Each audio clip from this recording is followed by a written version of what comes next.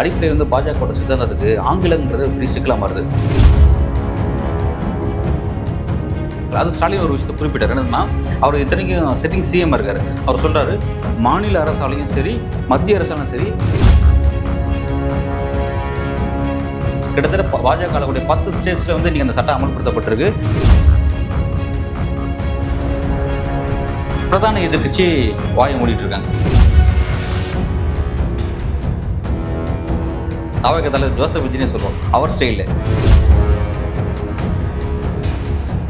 இவங்க வந்து இந்தியா ஆட்சி செய்வதற்கு இந்தியாவில் இருக்கக்கூடிய ஒட்டுமொத்த மாநிலங்கள் யூனியன் பிரதேசம் பண்ணுற அதிகாரம்லாம் உங்களுக்கு தேவையில்லை. ஏற்கனவே வந்து ஸ்டாலின் அவர்கள் ஒரு பெரிய ஒரு ஈவெண்ட்டை முன்னெடுத்தார். என்ன ஈவெண்ட் உங்களுக்கு நல்லா ஞாபகம் இருக்கும்? 2029 மீண்டும் பிரதமர் மோடியே பிஎம் ஆவதற்கான நீங்க இது பாஜகவோட சேர்ந்தலாமே.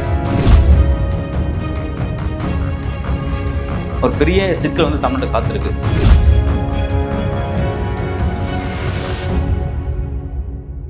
மத்திய பாஜக அரசையும் அதற்கு எதிரான எதிர்க்கட்சிகளின் அரசியல் நகர்வுகளையும் தொடர்ச்சியாக விவாதிப்போம். மறக்காம நம்ம சேனலை சப்ஸ்கிரைப் பண்ணி இணைந்திருங்கள்.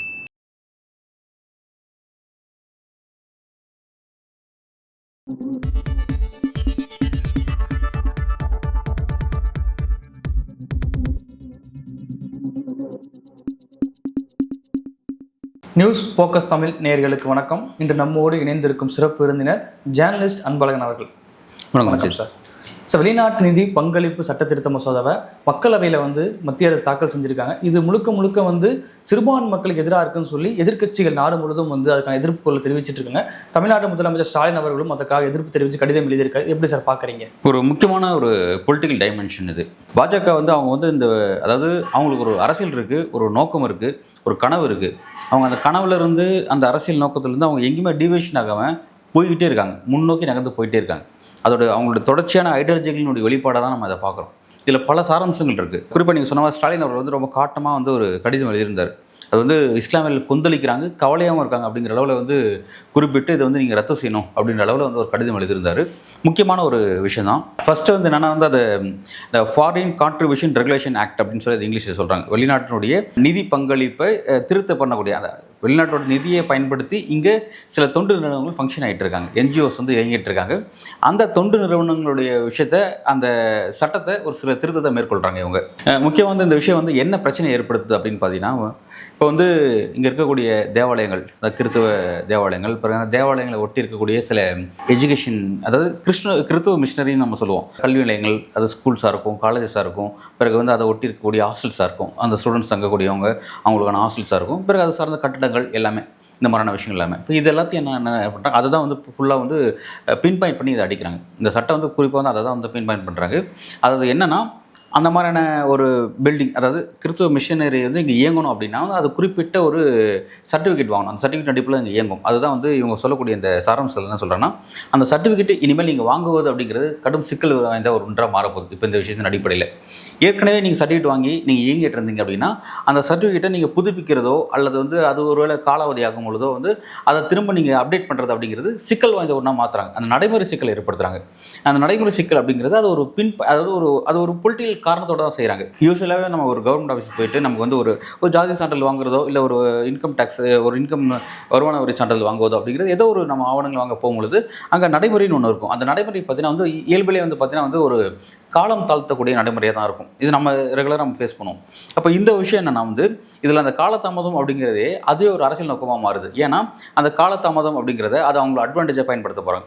நீங்கள் காலாவதி ஆகுது, நீங்கள் ஒரு அனுமதி வாங்குறதுக்கு ஒரு புதுப்பிக்கிறதுக்கு டைம் ஆகுதுன்னா டைம் ஆகுறதுனால வந்து அது ஒரு டைம் வச்சுருப்பாங்க. நீங்கள் ரொம்ப டைம் எடுத்துக்கிட்டீங்க, ஸோ இப்போ இனிமேல் என்ன பண்ண போகிறோம் அப்படின்னா இதுதான் அவங்க பெரிய சிக்கலான விஷயம். என்னென்னா அந்த பில்டிங்ஸு அதை ஒட்டி இருக்கக்கூடிய எல்லா அசட்ஸுமே என்னென்னா ஒரு தனிப்பட்ட ஒரு அரசு அதிகாரியின் கீழே அந்த எல்லாத்தையும் ஹேண்டில் பண்ண போகிறாங்க. அவர் தான் வந்து அதை வந்து டிசைட் பண்ண போகிறார். எப்படி வந்து நம்ம அந்த வகுப்பு விஷயத்தை நம்ம எதிர்த்தோம், வகுப்பு சட்டத்திருத்தம் கொண்டு வந்தாங்களே, அதில் எப்படின்னா வந்து இஸ்லாமியர்களுடைய சொத்துக்கள் சம்மந்தமான விஷயத்தில் அதை நிர்வகிக்கக்கூடிய இடத்துல இஸ்லாமியர்கள் அல்லாத ஒரு நபரும் உள்ளே வரலாம் அப்படிங்கிற மாதிரியும், அப்புறம் அதில் ஒரு சுப்பீரியர் பவர் யாருக்கு கொடுத்தாங்கன்னா மாவட்ட கலெக்டருக்கு கொடுத்துருந்தாங்க நம்ம பார்த்தோம். பெரிய சர்ச்சைக்குள்ள உள்ளான விஷயம். இப்போ அந்த மாதிரி இவங்க இந்த விஷயத்தில் என்ன செய்கிறாங்க அப்படின்னா, இந்த மாதிரியான விஷயங்கள், அதாவது நீங்கள் வந்து சர்டிஃபிகேட் வாங்காமல் போனாவோ இல்லை அதை நீங்கள் புதுப்பிக்கிறதுக்கு டைம் ஆச்சுனாவோ அது வந்து ரொம்ப டிலேவாக போயிட்டுருக்கு அப்படின்னா அந்த ப்ராசஸை பயன்படுத்தி என்ன பண்ண போகிறாங்கன்னா, அந்த உங்களுக்கு டைம் தாண்டிடுச்சுங்க, ஸோ இப்போ இனிமேல் என்னென்னா இது கவர்மெண்ட் டேக் ஓவர் பண்ண போகுது அப்படின்னு சொல்லிட்டு ஒரு குறிப்பிட்ட அதிகாரிகிட்ட தான் அது எல்லாத்தையுமே வந்து கொண்டு போய் சேர்க்குறாங்க. அவர் தான் வந்து ஒரு டிசைடிங் அத்தாரிட்டியாக இருக்க போகிறார். இது வந்து ஒரு பெரிய சிக்கல் வாய்ந்த ஒன்று. ரெண்டாவது இது என்னென்னா, இப்போ வந்து இதில் என்னென்ன யாரெல்லாம் டார்கெட்டாக இருக்காங்கன்னா பார்த்தீங்கன்னா, இப்போ வந்து அந்த மாதிரியான என்ஜிஓஸ் நடத்தக்கூடிய நபர்கள், அவங்கள ஒரு லோக்கல் ஓனர்ஸ்னு வச்சுக்கலாம். அவங்களுடைய ஓனர்ஸ் வந்து இதில் இருப்பாங்க, வெளிநாட்டில் இருப்பாங்க, பல்வேறு நாடுகளில் இருப்பாங்க. இங்கே லோக்கல் ஓனர்ஸ்னு இருப்பாங்க. அது வந்து சர்ச் ஃபாதர்ஸோ இந்த ஃபாதர்ஸை ஒட்டி இருக்கக்கூடிய அது ஒரு சில கட்டமைப்பாக இருக்கும். அதில் சில சுப்பீரியர் பவர்லாம் இருப்பாங்க. அவங்க மட்டுமே இதில் டார்கெட் கிடையாது. என்னென்னா, இந்த நிறுவனங்களை பயன்படுத்தி பலன் பெறாங்க பார்த்தீங்களா.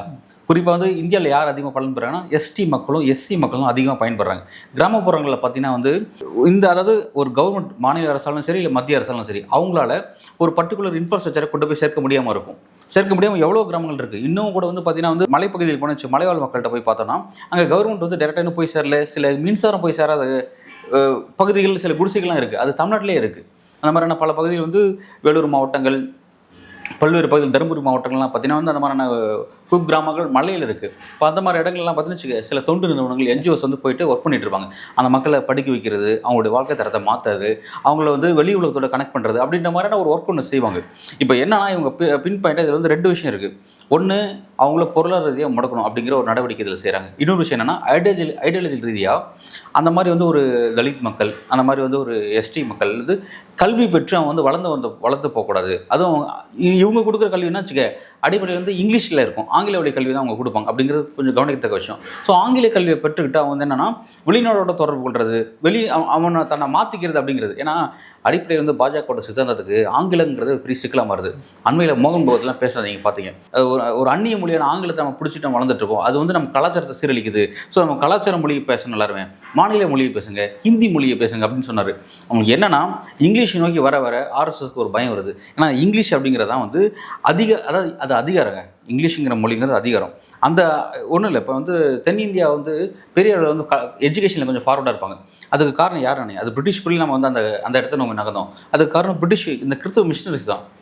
டச்சுக்காரில் வந்தப்போ, நம்மளுடைய போர்ச்சுகீஸர்கள் வந்தப்போ, பிரிட்டிஷ் வந்தப்போ, ஃப்ரெஞ்செல்லாம் வந்திருந்தப்போ, அதுக்கு முன்பே வந்து பார்த்திங்கன்னா நமக்கு வந்து இந்த கடற்கரை ஓரத்தில் இருக்கக்கூடிய கிராமங்கள்லாம் பார்த்துச்சு அவங்க வந்து கொஞ்சம் படிப்பறிவு நோக்கி நகர ஆரம்பிச்சிட்டாங்க. அதுக்கு காரணம் வந்து அந்த பகுதியில் வந்து கிறிஸ்தவ மிஷினரிஸ் அவங்க அடிப்படையில் மதம் கன்வர்ஷன் அப்படிங்கிறது அவங்களுக்கு ஒரு நோக்கமாக இருந்தாலும், ஆனால் அது மூலம் வந்து கல்விங்கிறது வந்து சேர்ந்துச்சு. அது ரொம்ப முக்கியமானது. பலரும் கூட, அதாவது கல்விங்கிறது வந்து பிறப்பின் அடிப்படையில் தான் ஒருத்தர் கல்வி அப்படின்னு சொல்லி இங்கே வந்து வரையறுக்கப்பட்டிருந்த ஒரு விஷயம். அதை மாற்றி கல்வி தன்னோட தேவைக்கு அவங்க நம்மகிட்ட கல்வி கொடுத்தாங்க. அந்த கல்விங்கிறது மூலமாக நம்ம கற்றுக்கிட்டு நம்ம வந்து இங்கே இருக்கக்கூடிய, அதாவது பிரிட்டிஷ் பீரியடில், பிரிட்டிஷ் வருவதற்கு முன்பு இங்கே ஒரு அரசியல் அதிகாரம் இருந்துச்சு.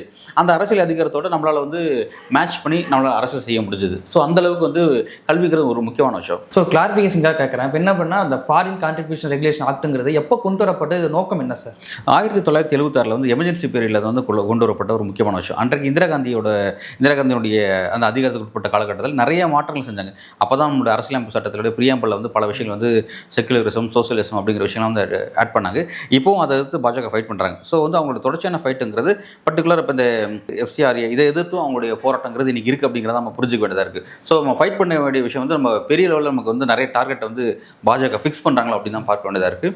நம்ம ஏற்கனவே சொன்ன மாதிரி கிளியர் கட்டாக வந்து இவங்க வந்து இங்கே இருக்கக்கூடிய அந்த என்ஜிஓஸ் டார்கெட் பண்ணுறது மூலம் என்ஜிஓஸ் சார்ந்து இருக்கக்கூடிய நம்ம இந்திய மக்கள், பாமர மக்கள், ஏழை மக்கள், தலித் மக்கள், ஒடுக்கப்பட்ட மக்கள் அவங்களுடைய ஃபியூச்சரையும் பாதிக்கிறாங்க, அவங்களையும் காலி பண்ணுறாங்க அப்படி தான் பார்க்க வேண்டியதாக இருக்குது. அது எல்லாத்தையும் வலியுறுத்தி தான் வந்து இந்த இடத்துல வந்து எதிர்க்கட்சிகள் ஃபைட் பண்ணுறாங்க. குறிப்பாக ஸ்டாலின் அவர்கள் வந்து பின் பாயிண்டாக கரெக்டாக விஷயத்த சொல்கிறாரு.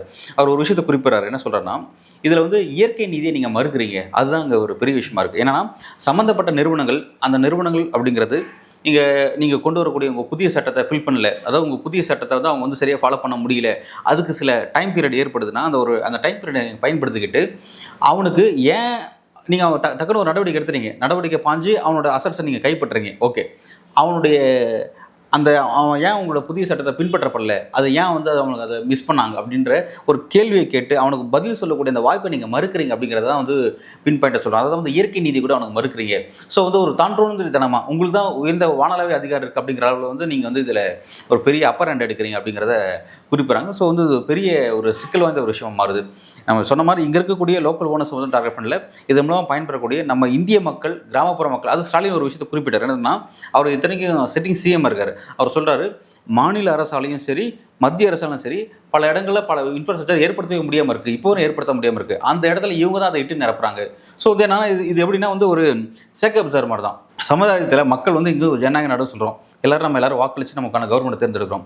அப்படி தேர்ந்தெடுத்த கவர்மெண்ட் நமக்கு எல்லாருக்குமே வேணுங்கிற எல்லா விஷயத்தையும் ஃபுல்ஃபில் பண்ணுது அப்படின்னு பார்த்தா கேள்விக்குறி இருக்குது. அப்போ கேள்விக்குறியாக இருக்கிறதுல இவங்களும் அதை ஒர்க் பண்ணுறாங்க அப்படிங்கிறது முக்கியமான விஷயம். அப்போ எங்களாலேயும் முடியாத இடத்த, ஒரு கவர்மெண்டாலேயும் முடியாத இடத்துல இவங்க வந்து ஒரு இடத்துல ஒரு விஷயத்தை செய்கிறாங்க அப்படிங்கிறது அதையும் அழிக்க நினைக்கிறீங்க. அந்த இடத்த அழிச்சிட்டிங்கன்னா அந்த இடத்த நம்மளால் ஈட்டு நிரப்ப முடியாதுங்கிறது சொல்கிறாரு. அப்படின்னா அப்போ அவங்களுடைய பங்களிப்பு எந்த அளவுக்கு இருக்குன்னு நீங்கள் பார்த்துக்கோங்களேன். இப்போ இந்திய அளவில் எடுத்துக்கோங்களேன், தமிழ்நாட்டு அளவில் ஸ்டாலின் சொல்கிறாரு, தமிழ்நாடுங்கிறது எஜுகேஷனில் ரொம்ப ஃபார்வர்டாக இருக்குது, நிறைய இன்ஃப்ராஸ்ட்ரக்சர் நம்ம வந்து சுகாதாரத்தில் எல்லாத்துலேயுமே வந்து ரொம்ப பெட்டராக இருக்கும். அப்படி இருக்க அந்த இடத்துலேருந்து ஒரு முதல்வர் வந்து அவங்க இல்லாமல் போனால் அந்த இடத்த என்னால் இட்டு நிரப்ப முடியாதுன்னு சொல்கிறாரு. அப்படின்னா அப்போ நம்மளோட பின்தங்கி இருக்கக்கூடிய ஸ்டேட்ஸ், ராஜஸ்தான் எடுத்துக்கோங்க, யூபி எடுத்துக்கோங்க, மத்திய பிரதேஷ் எடுத்துக்கோங்க, பீகார் எடுத்துக்கோங்க, இப்போ அங்கெல்லாம் நீங்கள் இதை எப்படி ஒப்பிட்டு பார்ப்பீங்க? மத்திய அரசுன்னு சொல்லக்கூடிய வாதம் என்ன அப்படின்னா, வெளிநாட்டிலேருந்து வரக்கூடிய ஃபண்டு வந்து நம்ம நாட்டோடைய தேச நலனுக்கு வந்து எதிராக பயன்படுத்தப்படலாம். அப்போ அதை ஒழுங்குபடுத்துறதுக்கு இப்படி சட்டம் தேவைன்றாங்களே. இல்லை, எல்லா விஷயத்துக்கும் வந்து அவங்க வந்து ஒரு காரணங்கள் வச்சுருப்பாங்க. அதாவது வெளிநாட்டிலேருந்து வர பணம் வந்து தவறாக கையாளப்படுது அப்படின்ற விஷயம் வந்து இது இப்போ மட்டும் தான் இருக்கா அப்படின்ற ஒரு கேள்வி இருக்குது. சரி, இப்போ நீங்கள் என்ன சொல்லுங்கள், டிமானிட்டேஷன் நீங்கள் பண்ணீங்க, அது எதுக்குன்னா வந்து இங்கே இருக்கக்கூடிய பணத்தை வந்து தீவிரவாத நடவடிக்கை பயன்படுத்தப்படுது, ஸோ அதை நான் தடுக்கணும் அப்படின்றதான் நீங்கள் உங்களோட நோக்கம். அதாவது கருப்பு பணம் இங்கே அதிகமாக இருக்குது, அந்த கருப்பு பணம் சட்டவிரோத நடவடிக்கைக்கு பயன்படுத்த படுதுன்னு சொன்னீங்க. நீங்க டிமானிட்டேஷன் செஞ்சீங்க, மக்கள் பொறுத்துக்க சொல்லி சொன்னீங்க, மக்களும் பொறுத்துக்கிட்டாங்க. எவ்வளோ பேர் பொறுத்தாங்க, லைனில் நின்று பணத்தை பெற முடியாமல், தங்கள் சேர்த்து வச்ச பணத்தை, தங்கள் உழைப்பில் விளைஞ்ச பணத்தை பேங்க்கில் போட்டு வச்சு அதை எடுக்க முடியாமல் அந்த வரிசையில் நின்று செத்து போனவங்க நம்ம எவ்வளோ பேர் பார்த்தோம், எவ்வளோ கஷ்டத்தை பார்த்தாங்க. அன்றைக்கி அதெல்லாம் முடிச்சிட்டாங்க. அதுக்கப்புறம் தீவிரவாத ஆக்டிவிட்டி நடக்கலையா? ஓகே, நீங்கள் டிமானிட்டேஷன் 2017 நவம்பரில் செஞ்சீங்க. அதுக்கப்புறம் தான் வந்து பகல்காம் அட்டாக் வந்து 2025 நடக்குது பகல்காம் அட்டாக்.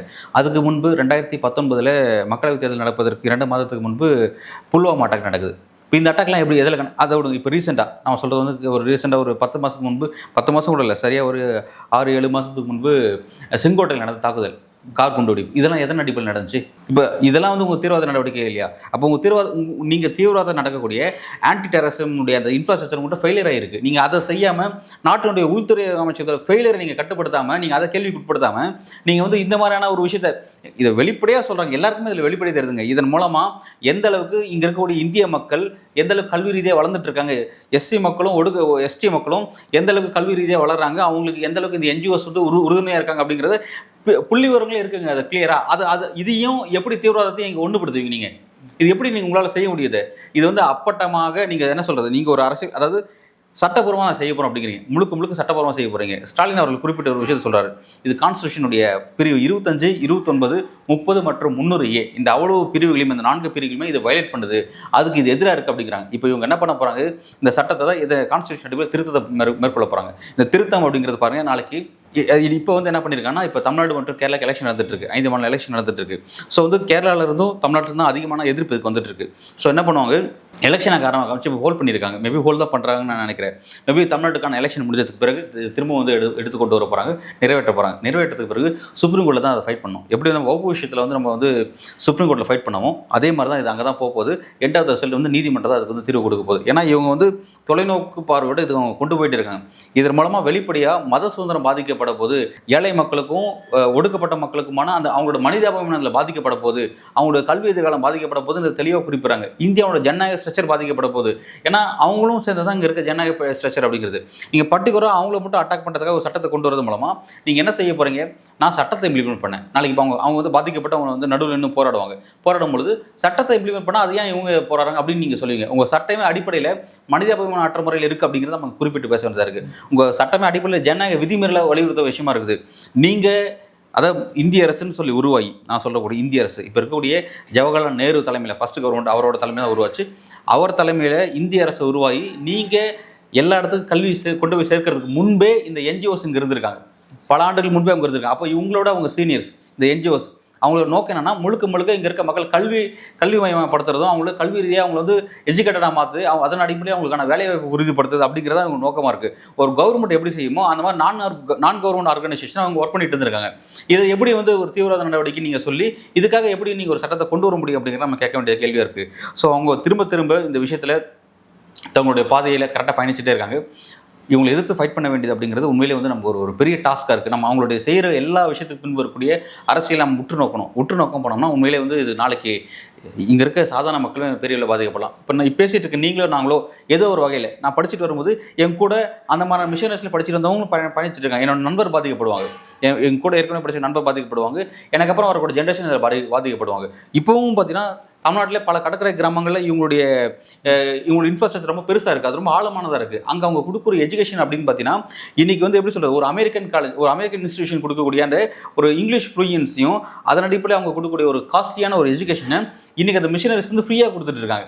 ஸோ அது எப்படி வந்து நம்ம வந்து அதை வந்து இப்போ இதெல்லாம் நாளைக்கு அமல்படுத்தப்பட்டுச்சுன்னா அவங்க நிதி இல்லாமல் பெரிய சிக்கலாகி அந்த இன்ஃப்ராஸ்ட்ரக்சரை மூடக்கூடிய இடத்துக்கு தள்ளப்பட போகிறாங்க. அதை எப்படி கட்டுப்படுத்த போகிறோம்? இப்போ அதுதான் பெரிய சிக்கல். பாஜக கொண்டு வந்த வக்ஃபு சட்ட திருத்தம் எப்படி வந்து நேரடியாக இஸ்லாம் மக்கள் எதிராக இருந்ததோ அதே போல் பாஜக கொண்டு வரக்கூடிய இந்த சட்ட திருத்தம், குறிப்பாக வந்து FCRA சொல்லக்கூடிய இந்த சட்ட திருத்தம் கிறிஸ்டின் மக்களுக்கு நேரடியாக எதிராக இருக்கா? கட்டாயமாக எதிராக இருக்குது. ஆமாம், இதில் வந்து என்னென்னா இங்கே இருக்கும் இஸ்லாமியர்களை டார்கெட் பண்ணுறது அவங்களுக்கு வந்து ஈஸியாக அவங்களால முடியும். ஏன்னா அவங்ககிட்ட பல சட்டங்கள் இருக்குது. ரெண்டாவது ஆல்ரெடி இங்கே இஸ்லாமியர்கள் வந்து பல சட்டங்கள் மூலமாக CA மூலமாக பல சட்டங்கள் மூலமாக வந்து அவங்களுக்கு 2ஆம் தர குடிமக்களாக அவங்க மாற்றி வச்சுட்டாங்க. அதுவும் இப்போ வந்துட்டு இருக்கக்கூடிய அந்த SIR மூலமாக அது இன்னமும் ரொம்ப எளிமையாக அதை செஞ்சுட்ருக்கான்னு நம்ம பார்க்குறோம். அது ஒரு பக்கம். ஆனால் இங்கே இருக்கக்கூடிய கிறிஸ்டின்ஸையும் அந்த கிறிஸ்டின் மிஷனரிஸையும் அவங்களால எதுவும் பண்ண முடியல. இதுக்காக தான் வந்தேன்னா கட்டாய மதமட்ட தடை சட்டத்தை கொண்டு வந்தாங்க. அதை பின் பண்ணிட்டு இவங்கள டார்கெட் பண்ணி தான் இங்கே இருக்கக்கூடிய பல கிறிஸ்டின் மிஷனரிஸ் என்னன்னா மதத்தை மாற்றுறாங்க, அந்த மதத்தை கட்டாயத்தின் பேரில் செய்கிறாங்கன்னு சொல்லி தான் கொண்டு வந்தாங்க. கிட்டத்தட்ட பாஜக கூடிய 10 ஸ்டேட்ஸில் வந்து இன்றைக்கி அந்த சட்டம் அமல்படுத்தப்பட்டிருக்கு. அந்த விஷயம் ஃபைட் பண்ணி உச்சநீதிமன்றத்தில் அந்த விஷயம் ஒரு சப்ஜெக்ட் ஒரு கேஸ் வந்து பெண்டிங்கில் இருக்குது. அதுக்கு வந்து மத்திய அரசு விளக்கம் கொடுக்கணும், அந்த மாநில அரசும் மத்திய அரசும் விளக்கம் கொடுக்கணும். அது வேறு சப்ஜெக்ட். ஆனால் இப்போ இவங்க இந்த இடத்துல டார்கெட் பண்ணுறது என்ன, முழுக்க கிறிஸ்டின் மிஷனரிஸை டார்கெட் பண்ணுறது மட்டும் இல்லாமல் அந்த கிறிஸ்டின் மிஷனரிஸ் மூலமாக இங்கே படித்து பயன்பெறக்கூடிய இந்தியாவை சேர்ந்த எளிய ஒடுக்கப்பட்ட தலித் மக்கள், பழங்குடியின மக்கள் மிகப்பெரிய அளவில் கல்வி ரீதியாக பாதிக்கப்பட போகிறாங்க. இதை நாளைக்கு அமல்படுத்தப்பட்டுச்சுன்னா அந்த இன்ஃப்ராஸ்ட்ரக்சர் அவங்க அழிச்சிட்டாங்க அப்படின்னா நிச்சயமாக ஸ்டேட் கவர்மெண்ட்டால் அதை ஃபுல்ஃபில் பண்ண முடியாது. சென்ட்ரல் கவர்மெண்ட் ஆல்ரெடி பண்ணவே பண்ணாது. அவங்க சென்ட்ரல் கவர்மெண்ட் வந்து ஒவ்வொரு வருஷமும் வந்து அவங்க கல்விக்கு ஒதுக்குற நிதி வந்து குறைஞ்சிட்டே வருது. ராணுவத்துக்கு ஒதுக்குற நிதி அதிகமாக இருக்குது, மற்ற டிபார்ட்மெண்ட் ஒதுக்குற நிதி அதிகமாக இருக்குது, கல்விக்கான நிதி குறைஞ்சிட்டே வருது. ஸோ நிச்சயமாக வந்து இது அளிக்கப்பட்டுச்சு அப்படின்னா நம்ம நண்பர்கள், நம்ம கூட படித்த நண்பர்கள் அப்படிங்கிறது இன்றைக்கி நாளைக்கு படிக்க காத்திருக்க நண்பர்கள் அவங்களுடைய எதிர்காலம், கல்வி எதிர்காலங்கிறது மிகப்பெரிய அளவில் பாதிக்கப்படும் அப்படிங்கிறது மறுக்க முடியாத உண்மை. இது கட்டாயமாக தடுத்து நிறுத்த வேண்டிய ஒரு பொறுப்பு நம்ம எல்லாருக்கும் இருக்குது அப்படிங்கிறத வலியுறுத்த சொல்ல வேண்டியதாக இருக்குது. ஸோ குறிப்பாக பாஜக கொண்டு வரக்கூடிய வெளிநாட்டு நிதி பங்களிப்பு சட்டத்திருத்தத்துக்கு எதிராக இந்திய அளவில் என்ன மாதிரி வந்து அரசியல் இதை களமாடப்படுது சார்? கட்டாயமாக எதிர்க்கட்சி ரொம்ப ஆக்டிவாக இருக்காங்க. காங்கிரஸ் ரொம்ப தேசிய அளவில் ரொம்ப ஆக்டிவாக இருக்காங்க. இதை வந்து ஒவ்வொரு முறையும் கரெக்டாக கோடிட்டு காமிச்சு அதை அட்டாக் பண்ணிகிட்டே இருக்காங்க. அதே மாதிரி தமிழ்நாட்டில் வந்து இங்கே எலெக்ஷன் போயிட்டு இருக்காங்க. எலெக்ஷன் போயிட்டு இருந்தாலும் ஸ்டாலின் அவர்கள் வந்து இந்த பிரச்சார டைமிங் கூட கரெக்டாக வந்து பிரதமர் மோடிக்கு ஒரு தெளிவான கடிதத்தை எழுதி அந்த கடிதத்தில் கண்டிக்கிற தன்மையும் இருக்குது, வருத்தத்தை பதிவுபட்ட தன்மையும் இருக்குது. என்ன செய்யணும் அப்படிங்கிற விஷயத்தை வலியுறுத்துகிற அளவில் ஒரு கிளியரான ஒரு டிராஃப்ட் அவர் கொடுத்துருக்காரு. ஒரு நல்ல விஷயம். பிரதான எதிர்க்கட்சி வாயை மூடிட்டு இருக்காங்க, கூட்டணியில் இருக்காங்க. எடப்பாடி பழனிசாமி பேசாமல் இருக்கார். அவர் வந்து நம்ம பலமுறை பார்த்துறோம். எடப்பாடி பழனிசாமி பாஜக எதிர்த்து அவர் பேசுகிற ஒரு அரசியல் அப்படிங்கிறது பார்த்தீங்கன்னா ஒரு சுருங்கிட்டார், மிகப்பெரிய அளவில் சுருங்கிட்டார். அதாவது நாங்கள் எப்படி இஸ்லாமியர்களுக்கு எதிராக இருக்கோம், நாங்கள் எப்படி கிறிஸ்துவர்களுக்கு எதிராக இருக்கோம், சிறுபான்மையினருக்கு நாங்கள் எப்படி எதிரி நீங்கள் நிறுத்துறீங்க அப்படின்ற கேள்வி கேட்குறாங்க. இப்போ இந்த விஷயத்தெல்லாம் நீங்கள் பேசாமல் இருந்தீங்கன்னா நீங்கள் அவங்களுக்கு எதிராக இருக்கீங்க அப்படின்ற ஒரு முத்திரம் குத்தப்பட போகுது. நான் அடுத்து அங்கே தான் வரப்போகிறேன். ஒரு மதச்சார்பற்ற அணி திமுக அணி எவ்வளோ ரியாக்ட் பண்ணுறாங்க நம்ம அதில் பார்த்துட்டோம். இன்னொரு மதச்சார்பற்ற அணி இருக்குது, அது எதுனா தாவேகா. அது மதச்சார்பற்ற ஒரு தனி அணியாக தான் இருக்குது. ரொம்ப அழகாக இவர் நம்ம விஜய் அவர்கள் அவங்க பாசிசன் நீங்கள் பாயசமானு கேட்டவராக இருக்கட்டும். அதே மாதிரி நானும் ஒரு மதச்சார்பற்ற அரசியல் தான், சமூக நீதி செக்குலர் அரசியல் செஞ்சுட்ருக்குன்னு சொல்லி சொன்னார். நீங்கள் இந்த பிரச்சனையில் நீங்கள் அடிப்படையில் நீங்கள் ஜோசப் விஜய், நான் விஜய்னு வேறு சொல்கிறேன், தாவகத்தால் ஜோசப் விஜய்னே சொல்லுவோம் அவர் ஸ்டைலில். ஏன்னா திருச்சி கிளைகளில் ஜோசப் விஜய் தான் நிற்கிறாரு, பெரம்பலூர் ஜோசப் விஜய் தான் நிற்கிறார். நமக்கு விஜய் தான் தெரியும், ஜோசப் விஜய்ங்கிறது அவர் தான் அறிமுகப்படுத்தினேன். அப்படிப்பட்ட ஜோசப் விஜய் எங்கே போனார்? ஏன் ஜோசப் விஜய் உங்களோட சமூகம் சார்ந்த பிரச்சனைங்க இது.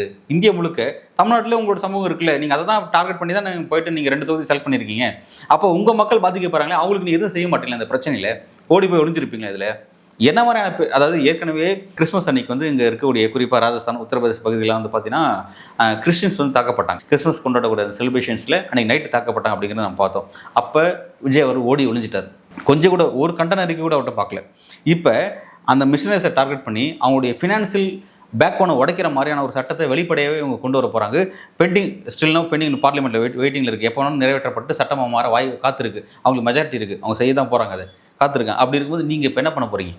இந்த பிஸியான ஷெடியூலில் இந்த விஷயத்தை கண்டிச்சு நீங்கள் ஒரு அறிக்கை விட மாட்டீங்களா? இது அறிக்கை நான் என்ன சொல்கிறேன்னா, நீங்கள் ஒரு பொதுத்தன்மையாக கூட வேண்டாம். உங்களோட வாக்கு வங்கி பாதிக்கப்பட போதே உங்கள் வாக்கு வங்கிக்காகவாது நீங்கள் ரியாக்ட் பண்ண வேணாவா?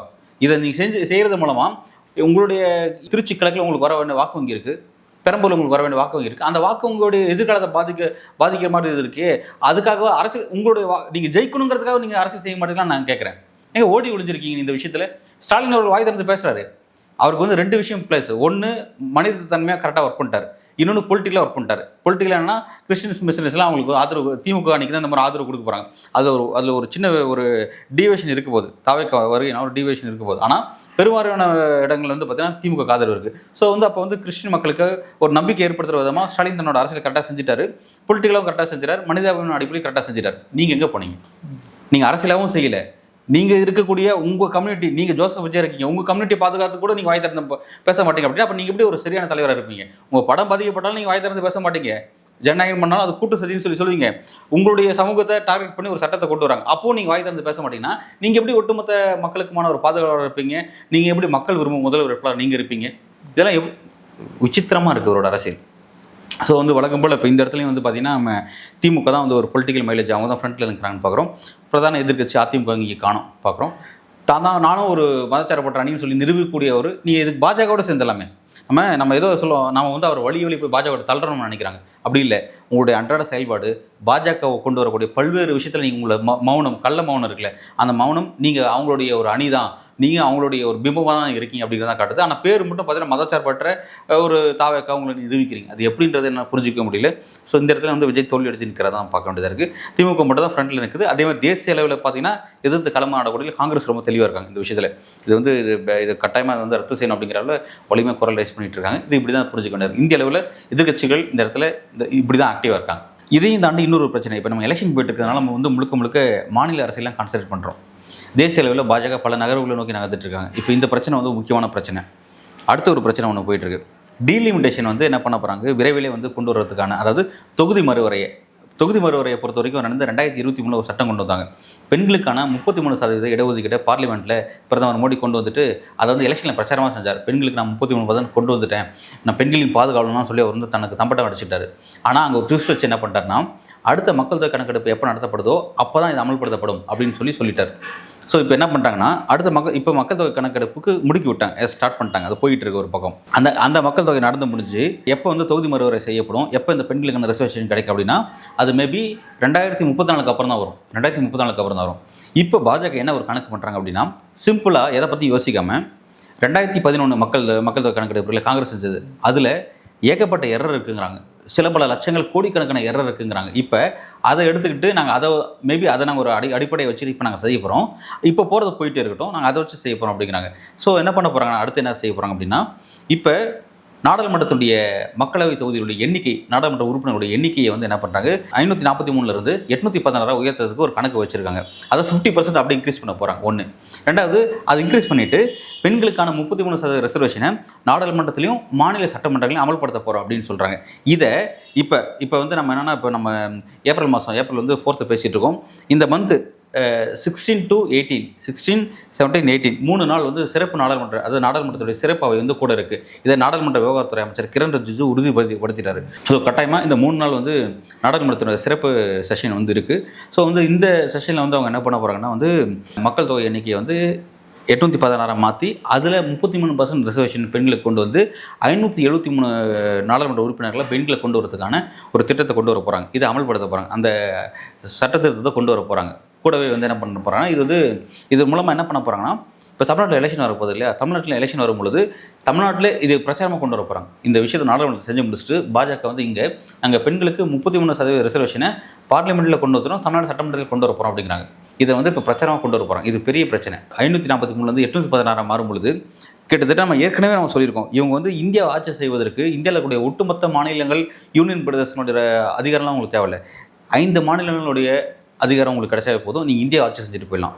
ராஜஸ்தானில் ஆரம்பித்து இந்த பக்கம் பீகார் வரையும் இடைப்பட்ட அத்தனை ஸ்டேட்ஸும் போதும். இது வந்து நீங்கள் இந்தியா ஆட்சி செய்வதற்கு போதுமானது. இப்போ இதோட ஸ்ட்ரென்த் இன்க்ரீஸ் ஆச்சுன்னா, ஏற்கனவே நம்ம பார்த்துட்டோம், அதாவது மக்கள் தொகை கணக்கெடுப்பை கிளியராக செஞ்ச தென்னிந்தியா எந்த அளவுக்கு பாதிக்கப்பட போகுது, வட இந்தியா அதை கரெக்டாக செய்யாத வட இந்தியா எந்த அளவுக்கு பலனடைய போகுது அப்படிங்கிறத நம்ம பார்த்துறோம். ஸோ வந்து லிட்டரலாக இது வந்து அதை நோக்கி தான் கொண்டு போவாங்க. 2029 மீண்டும் பிரதமர் மோடியே பிஎம் ஆவதற்கான ஒரு அரசியல் சூழ்ச்சியை வந்து நிகழ்த்த போகிறாங்க.